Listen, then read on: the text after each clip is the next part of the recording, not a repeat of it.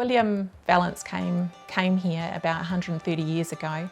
He would have come from over the hills in Fruitlands, where he was working, and you could just imagine him coming over those hills and seeing the Alexandra Basin with a really nice rocky outcrop and a beautiful river and some really flat land, and that's where he decided to call home and build Vallance Cottage.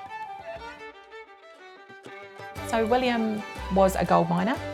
He came to Alexandra gold mining.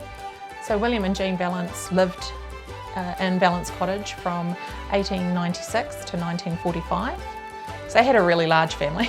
They had a family of 8, so that's a total of 10 in this very small cottage.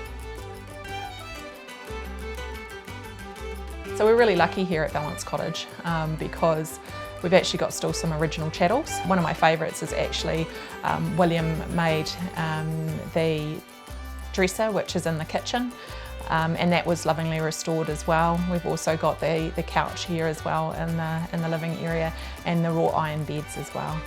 You can really imagine the family being in this area with William on the banjo and the family, and I don't know how they'd still fit 8 kids in here, but they did.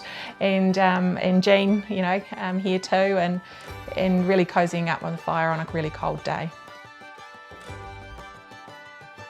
Aunt Hazel came back to the cottage with her son, Tioni. So she was the youngest of the 8 children. Yeah, so she was the youngest, but stayed here the longest. And they lived here looking after William and Jean until they were in their 90s. So that's quite a feat in itself with no electricity and water as well. And she stayed here until she went to the pensioners' flats in Alexandra.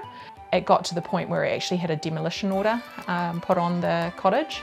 And from there, the community rallied, and actually, if you have a look at some of the photographs, there was pretty much, they started from scratch again, making the mud bricks themselves by hand.